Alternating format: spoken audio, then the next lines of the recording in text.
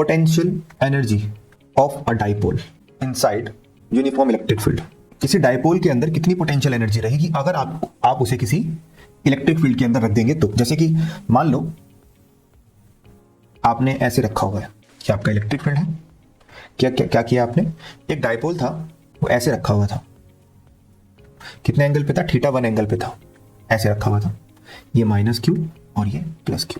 आपने इसको रोटेट किया और θ1 से उठा के इसकी पोजीशन को चेंज करके कहां पे लगा दिया आपने, इसकी पोजीशन को θ2 पे चेंज कर दिया। ओके,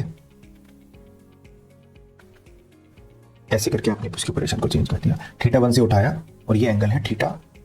तो θ1 से θ2 तक ले जाने में आपने क्या किया होगा, कुछ काम किया होगा, और जितना आप काम करोगे, जितना आप वर्क करोगे, वो इसके अंदर किसकी फॉर्म में स्टोर हो जाएगा, पोटेंशियल एनर्जी की फॉर्म में स्टोर हो जाएगा। तो अगर मैं आपसे पूछूं कि आपने कितना वर्क किया, work done by external force from taking a dipole inside electric field from angle θ1 to θ2। Initial angle कितना था, θ1, और θ1 से कहां पे ले गए, θ2। तो आपका जो वर्क डन का फॉर्मूला आता है वो क्या आता है, किसी को याद है? जो भी फोर्स लग रहा है वो एक्स डायरेक्शन में लग रहा है, ये बात तो समझते हो। जितना भी फोर्स लग रहा है वो एक्स डायरेक्शन में लग रहा है, भले पॉजिटिव एक्स में लग रहा हो, भले नेगेटिव एक्स में लग रहा हो। तो इस डायरेक्शन में फोर्स लग रहा है या इस डायरेक्शन में लग रहा है, एक्स की तरफ। तो जो फोर्स के साथ डिस्प्लेसमेंट लेंगे वो भी एक्स डायरेक्शन का ही लेंगे। तो 2l का अगर आप एक्स डायरेक्शन का कंपोनेंट देखिए तो पहले तो आएगा 2l cos θ1 और बाद में आएगा 2l cos θ2। तो बेसिकली आप 2l कॉमन कर लेंगे तो आपका जो आंसर आता है वो आता है PE bracket cos θ1 minus cos θ2। अभी कोई माइनस वगैरह नहीं है बाहर, और इसी को potential energy of a dipole कहते हैं, PE cos θ1 माइनस cos θ2। यहाँ पे θ1 क्या रहता है बेटा, इनिशियल एंगल जहां से शुरुआत हुई है, और θ2 क्या रहता है, फाइनल एंगल जहां पे आपने इसको रखा है।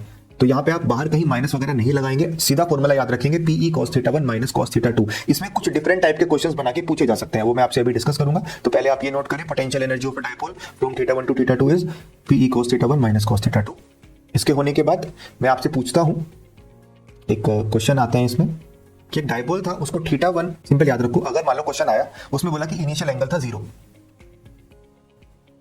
0 डिग्री, और 0 डिग्री से θ डिग्री पे रख दिया, θ2 इक्वल टू θ। मतलब पहले इलेक्ट्रिक फील्ड के पैरेलल था, उसको पैरेलल से उठा के कहां रख दिया, पैरेलल से उठा के कहां पे रखा हमने, किसी एंगल θ पे रखा। तो फॉर्मूला क्या बनेगा हमारा, U इज इक्वल टू जी नहीं, PE cos θ1 कितना होता है, cos 0 का वैल्यू होता है 1 minus cos θ2 is θ1 minus cos θ। मैं तभी कह रहा हूं इसमें ना आप जनरल फॉर्मूला याद रखें, वो ज्यादा जरूरी है। कई बार इसमें बाकी कोई फॉर्मूला आप याद कर लेते हो तो गड़बड़ी होने के चांस आते हैं। आप इस जनरल फॉर्मूले को याद करो, उसके हिसाब से क्वेश्चन में फॉर्मूला मॉडिफाई कर लेंगे। तो आपने ये फॉर्मूला याद कर लिया, इसने बोला 0 से उठा के θ पे रखा है, तो यहाँ पे 0 पुट करा तो 1 आया, यहाँ पे θ2 पुट करा तो θ आया। अभी आपका फॉर्मूला, कई लोग इस फॉर्मूले को भी याद कर लेते हैं, बट इसको मत याद करना, आप इसी को याद करो।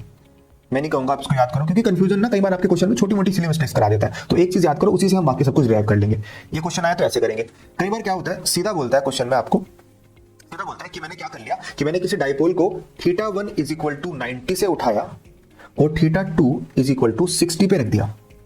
90 से उठाया और 60 पे रख दिया, मतलब पहले ऐसा था डाइपोल, इसको घुमा के 60 पे ले आए, तो कितना पोटेंशियल एनर्जी आपका हुआ होगा या फिर कितना चेंज हुआ होगा। This is change in potential energy, है ना, डेल्टा U है इस इनिशियल फाइनल का डिफरेंस है। तो आपने कहा डेल्टा U या फिर वर्क डन का मतलब हुआ PE cos θ1 हो जाएगा cos 90 माइनस cos θ2 हो जाएगा cos 60। ठीक है ना, यस सर। तो cos 90 हो जाएगा 0, cos 60 होता है 1/2। तो आपका पोटेंशियल एनर्जी कितना आया, PE/2 माइनस में PE/2। कोई दिक्कत? No sir, minus PE/2 minus आया है, हर क्वेश्चन में माइनस आया, जरूरी नहीं है, इसमें माइनस आया है। तो PE/2 आपका ये आंसर आ गया। चलो सर, यहां भी कोई दिक्कत नहीं है। कई बार क्वेश्चन में क्या करता है, एक ही एंगल देता है, कहता है find potential energy of a dipole at θ। अब आपको नहीं बताया θ1 क्या है, क्वेश्चन क्या बनाया, find potential energy of dipole at an angle, क्या मान लीजिए 60 डिग्री पे बताओ। सीधा बोला 60 डिग्री पे किसी डाइपोल की पोटेंशियल एनर्जी बताओ। तो कैसे करोगे आप, अब एक ही एंगल दिया है 60, उसको θ1 मानोगे या θ2, 0 मान लेंगे। तो आपके हिसाब से आंसर आना चाहिए कि U is equal to PE cos 0 minus cos, अगर यहां पे मान लो θ 60 बोला था, तो ये आपके हिसाब से आंसर आना चाहिए PE 1 माइनस 1/2, राइट, सही है। तो आंसर आना चाहिए PE/2। ऑल गुड, सब कुछ कहीं 90 पे मानते ये। यही सबसे बड़ा डिफरेंस होता है, यहीं पे सबसे बड़ी गलती होती है। जब भी आपको किसी क्वेश्चन में ना इनिशियल एक ही एंगल दे रखा हो तो वो आपसे ये बोल रहा है कि मैं उसको जीरो पोटेंशियल एनर्जी से उठा के 60 डिग्री पे लेके आया हूं। उसने ऐसा बिल्कुल नहीं बोला है कि मैं जीरो से लाया हूं, उसने ये भी नहीं बोला कि मैं 90 से लाया हूं, उसने बोला मैंने तो 60 पे रखा हुआ है। अब 60 पे रखा है तो कहां से रखा है, तो इसका मतलब शुरू में उसकी पोटेंशियल एनर्जी जीरो होनी चाहिए, जीरो से उठा के आप 60 पे रख रहे हो। तो बेटा जीरो कब होती है पोटेंशियल एनर्जी, जरा मुझे बताना कौन से एंगल पे जीरो होती है पोटेंशियल एनर्जी, कौन से एंगल पे जीरो होती है, 90 डिग्री पे। तो ऐसे क्वेश्चन में आपको बाय डिफॉल्ट θ1 को 90 मानना पड़ेगा और θ2 को 60 मानना पड़ेगा। ये वाला मेथड गलत है, ऐसे नहीं कर सकते। जब भी क्वेश्चन में कोई एक एंगल देगा तो वो ये मान के चल रहा है कि शुरुआत में पोटेंशियल एनर्जी नहीं थी। अगर शुरुआत में पोटेंशियल एनर्जी नहीं है तो मतलब θ1 = 90, आप 90 डिग्री को रेफरेंस मान के चलो। जैसे आप किसी भी क्वेश्चन में ऐसे कहते हो ना कि मैं किसी चार्ज को इन्फिनिटी से उठा के लेके आया हूं इस वाली डिस्टेंस पे, तो इन्फिनिटी ही क्यों बोलते हो, क्योंकि इन्फिनिटी पे पोटेंशियल एनर्जी जीरो थी।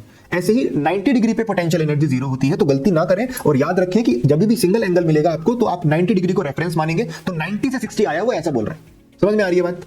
यस सर, क्लियर हो रहा है? तो आपका आंसर कितना आएगा, आपका आंसर आएगा u = PE। तो 0 - 1/2 आपका आंसर आएगा u = -PE/2। और ज्यादातर लोग क्या करते हैं, कुछ लोग क्या बोलते हैं, कहते हैं जब एक ही एंगल दे रखा हो तो ये वाला फॉर्मूला याद कर लो, u = PE और cos 90 को 0 कर दो, माइनस cos थीटा को माइनस, तो -PE cos थीटा याद कर लेते हैं।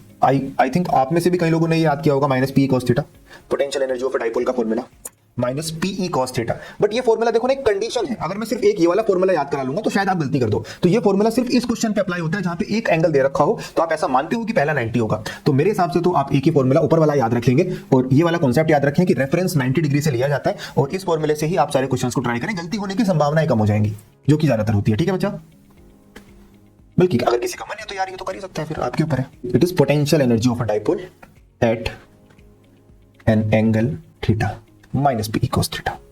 पुट कर दो, बस ये वाली चीज है, this is very important. Potential energy of a dipole minimum कब होगी, potential energy of a dipole maximum कब होगी और potential energy of a dipole zero कब होगी। मिनिमम कब होगी, जब स्टेबल इक्विलिब्रियम होगा। भाई मिनिमम कब होती है, जब स्टेबल इक्विलिब्रियम होता है। उस टाइम पे थीटा कितना होता है, 0 डिग्री। तो -PE cos 0, cos 0 का वैल्यू 1, तो आपका आंसर आया -PE। मतलब minimum potential energy of a dipole is -PE, जो कि 0 डिग्री पे होती है। मैक्सिमम कब होगी, अनस्टेबल इक्विलिब्रियम पे, जब आपका थीटा 180 डिग्री होगा।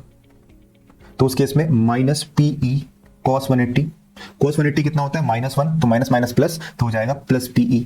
तो maximum potential energy of a dipole होता है +PE और मिनिमम होता है -PE। और ये कब होता है सर, 0, थीटा = 90 डिग्री पे। ये तो आपको पता ही है, रेफरेंस बोलते हैं इसको, दिस इज रेफरेंस।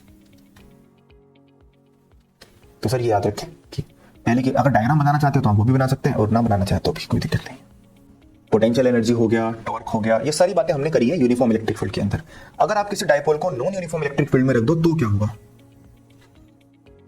मान लो ये कोई नॉन यूनिफॉर्म इलेक्ट्रिक फील्ड है और आपने इसके अंदर एक डाइपोल रख दिया ऐसे करके, या आपने कोई रख दिया डाइपोल, तो इसके ऊपर नेट फोर्स कितना होगा, क्या 0 होगा?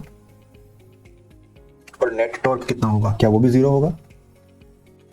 यहां पे फोर्स लगेगा, इस तरफ होगा QE और यहां पे फोर्स लगेगा -QE या फिर QE लगेगा। और आपने कहा सर इलेक्ट्रिक फील्ड तो नॉन यूनिफॉर्म है, तो यहां पे हो सकता है इलेक्ट्रिक फील्ड अलग हो 1 और यहां पे इलेक्ट्रिक फील्ड अलग हो 2। तो एक तो डायरेक्शन का फर्क है, एक इधर लग रहा है एक उधर लग रहा है, एक तो डायरेक्शन गलत हो गई। ऊपर से इलेक्ट्रिक फील्ड भी यहाँ पे ज्यादा इलेक्ट्रिक फील्ड है तो ज्यादा फोर्स लग रहा है, यहाँ पे इलेक्ट्रिक फील्ड कम है क्योंकि लाइंस दूर चली गई तो कम फोर्स लग रहा है। तो नेट 0 भी नहीं होगा और टॉर्क भी 0 नहीं होगा। मतलब इस केस में ना तो फोर्स नेट 0 है ना तो नेट टॉर्क 0 है। और इसका मोशन कैसा होगा, ट्रांसलेशनल मोशन भी होगा प्लस रोटेशनल मोशन भी होगा। ये घूमेगा भी और ये आगे भी जाएगा, सारी चीजें होंगी इसके साथ। अब से पहले रोटेशनल मोशन हो रहा था, ट्रांसलेशनल नहीं हो रहा था। यहां पे दोनों हो सकते हैं, तो नोट करें नॉन यूनिफॉर्म इलेक्ट्रिक फील्ड के केस में क्या होता है, ऐसे होता है। अच्छा, अगर मैं आपसे पूछूं कि ये जो डाइपोल है वो किस तरफ मूव करेगा, towards higher magnitude of electric field या lower magnitude of electric field? जहां पे इलेक्ट्रिक फील्ड ज्यादा है डाइपोल उस तरफ जाएगा या जिधर कम है उधर जाएगा?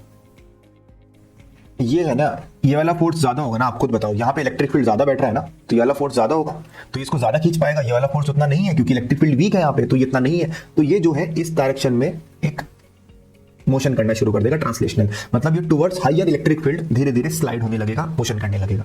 ठीक है, आप समझ आई बात? रुको रुको रुको रुको, देख लिया पूरा वीडियो, सब समझ आया?